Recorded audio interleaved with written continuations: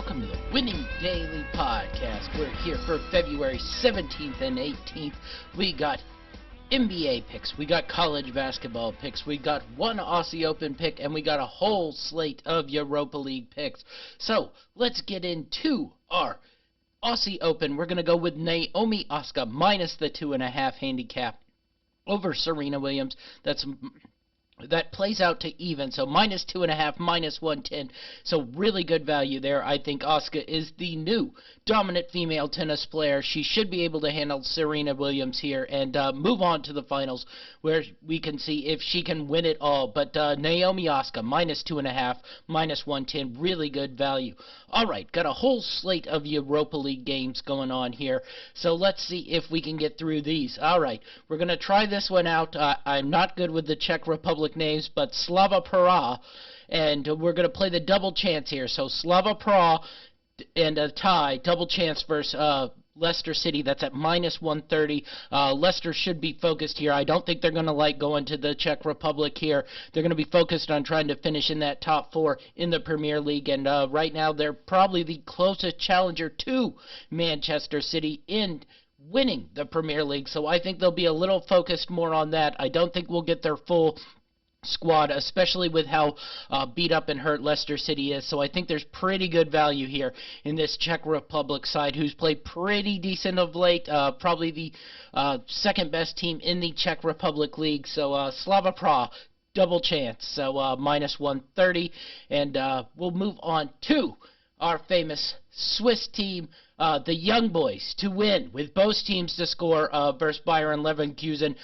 Young Boys are getting plus 450 to win, and both teams to score. This should be a really exciting up-and-down game. Love watching the Young Boys play. Always fun when they're in these European tournaments. So, Young Boys to win, both teams to score plus 450 over a Bayern Leverkusen, who will be trying to work their way into the Champions League spots in the Bundesliga. Has struggled a little bit of late, so we'll see if Young Boys can make an upset here. We're going to move on to probably the biggest matchup of the day in the Europa League. Real Sociedad plus 225 versus Manchester United.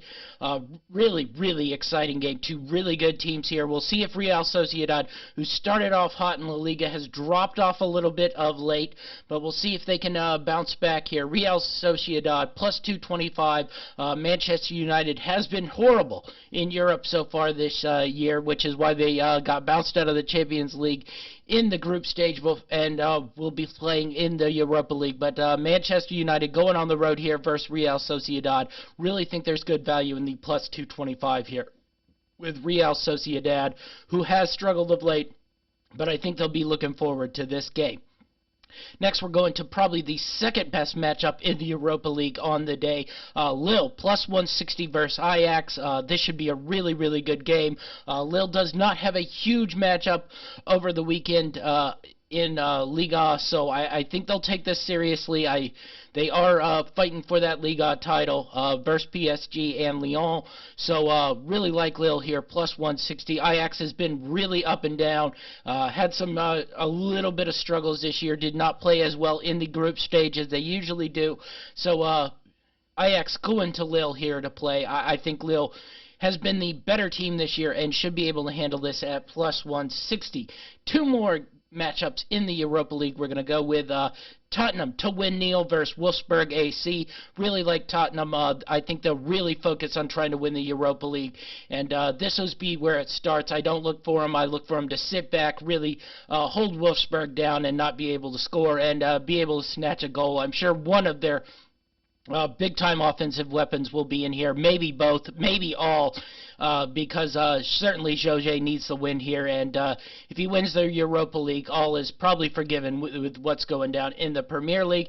And last, we got Arsenal versus Benfica. We don't have a pick in the game necessarily, but this feels like a Nicolas Pepe goal-scoring game, and we're going to ride that. Nicolas Pepe goal scorer plus 195 versus Benfica.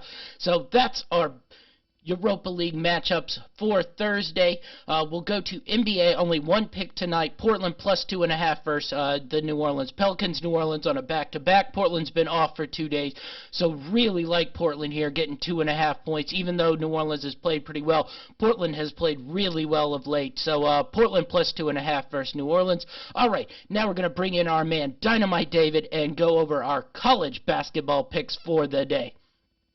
Here with our man Dynamite David. College basketball, a little bit bigger slate today. Still not a huge slate. I don't know if COVID's sweeping the country and I'm missing postponements everywhere or something, but the last 3 days been tiny slates, but this one's a little bit better today.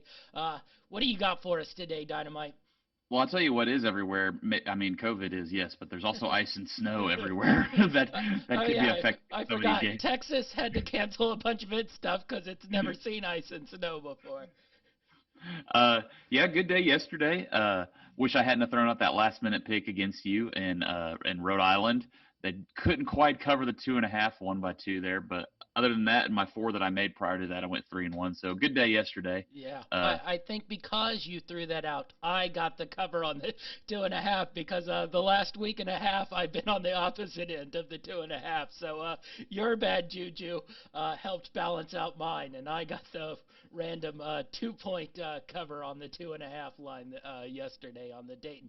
Though they were winning by about 10 points and then melted totally in the second half and had to go to a double overtime. So yeah, I'm not going to knock myself too hard on missing a pick by a half a point in double overtime. But the Missouri one was ugly, but got 3 other wins in that, and I've got 4 more today that I think are solid picks. So yeah, I know the Mizzou has died. Yeah, well, that's typical Conzo ball. Get a really big win and then follow it up with 3 terrible losses. Yes, I know, but then we'll have us all picking them out in the first round, and they'll make an Elite 8 tournament run. Yeah, that's the fun of college basketball, I guess. Yes. All right. So what do you got for us today? First up, I've got a Big Ten matchup.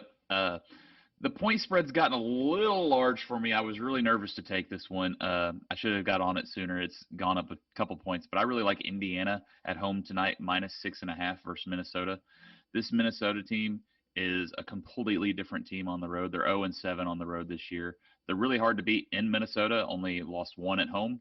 But I like Indiana here, but -6.5 is tough. But that's what I'm going to take, Indiana, -6.5. Nice. Indiana, riding the Indiana slow-paced defense today. Honestly, I'm really riding Minnesota being terrible on the road. Well, that's a good ride as well because they've been awful on the road. And I assume it's snowy between Minnesota and Bloomington as well. Moving on, I like Drake -5.5 at Northern Iowa.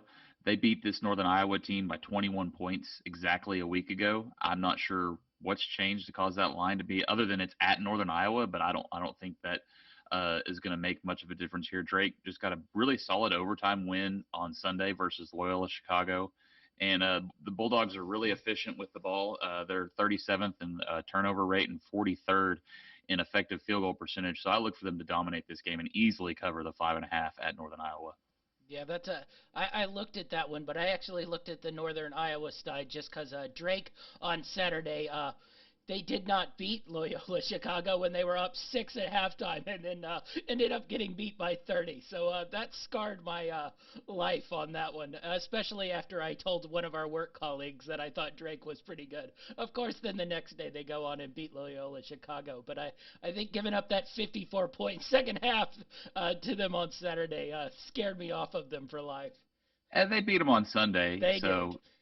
You got to have a snap and clear mentality. So. Yes, I know. I went to bed up 6 at halftime. I woke up and I was like, this should be close. And I look and it's a 30-point game. And I'm like, how is this 30? And then I see a 54-point second half. And I'm like, oh, okay.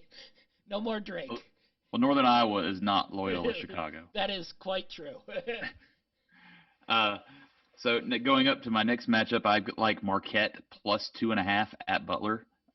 Marquette won the previous matchup February 3rd by 3, and they led that game by 14 with just a few minutes left. So they really dominated the majority of that game. And one of their arguably the best player, Dawson Garcia, he fouled out of that game with only 18 minutes played. I look for him to try to stay out of foul trouble tonight and handle business. And I like the fact that they're getting 2.5 on the road here tonight. Oh, nice one. And then last up, I looked at this. We mentioned I talked to you about this a little bit earlier, but I really like this Boise State team. But I've also been on Utah State, so this is a big Mountain West Conference matchup. The two best teams in that conference, and I'm gonna go with the under here, under 138.5. Both of these teams are amazing defensively, giving up only 61.3 per game and 64.1 per game. That actually puts Utah State 11th in the country in defensive scoring. So, and the Broncos have been really struggling to score the ball lately too. They're only averaging 68 in their last 4 games. So, all of those factors, I think the best play tonight is the under 138.5. Yeah, I did end up taking this game, so I took Boise State, the 1.5 at home. I don't know why. I felt like Boise State's been the better team all year long. Probably if you look back at the last 6, that might not be true. Back-to-back losses to Nevada wasn't great, but that was away. The road loss to Colorado State as well. They've been pretty dominant at home, but Utah State has easily probably been the best team in the Mountain West Conference this year. They just have that very, very weird loss to UNLV. That's the only real scar on their mark, and they bounce back in. Utah State's coming off. I think they just got like a 3 games canceled due to COVID too, so they've had a little bit of rest here. And it depends on which way you look at that. Some teams give that extra time to prepare. Some teams, it takes a while to gel and get the rhythm back. But big matchup like this, they've probably been studying a lot of tape on Boise State. Yeah, I've decided that there is no rhyme or reason. Every time I say they're going to bounce back slowly, they end up winning, and every time I think they're going to bounce back okay, they end up losing. So I've just gone with I think Boise State will win at home, but this is really a good matchup if anybody's looking for good basketball tonight. Best game of the night. Yes, definitely. Also, I didn't bet on it. I was trying very hard to, but the Richmond VCU game also is probably for one of the last spots into the tournament. So whoever wins that one probably gets a little bit of a leg up there. So the Richmond VCU game, a really big one. But I was sort of hoping they'd give Richmond like 5 points, and they gave them like 2. So I couldn't talk myself into either side. But we'll get to my other 2 picks. These are very gross, so you're going to have to hold your nose while you take them. I'm going to ride the Vanderbilt Commodores on a 1-game winning streak here, plus 3.5 versus Kentucky. Vanderbilt came off a nice 21-point win versus Mississippi State. 2 games before that, they beat South Carolina by 12. So technically, in their last 4, they are 2-2. So I think Vanderbilt is starting to get a little bit better. They've played a lot of close games, so maybe a nice home game here will be pretty good. And Kentucky, I just don't think is very good. And no matter who they're playing, I don't know if they should be 3.5-point favorites on the road here. And my last one, battle for bad ACC teams. We're going to ride Wake Forest plus the 6.5 here. Wake played a tough game versus Florida State about a week ago, went into overtime, and if you watched Florida State play Virginia, Florida State's a pretty good team. And before that, they beat Boston College, who technically kind of just fired their coach. But anyway, that's 2 sort of good games Wake Forest has played in a row. So I think that 6.5 at home is pretty good value, especially versus this Duke team who really has not been all that good all year long. So I'm very stunned that their KenPom ranking is still where it is at 36. That's just ridiculous. But anyway, I like Wake 6.5, especially since Duke's best player just decided to go get ready for the NBA draft. Since Duke, I am assuming, is not going to make an NCAA tournament run, but everywhere I look at their numbers, they seem somehow to still be in the top 40, though they have terrible losses, and we're coming off a 3-game losing streak to Miami, Florida, North Carolina, and Notre Dame before beating NC State.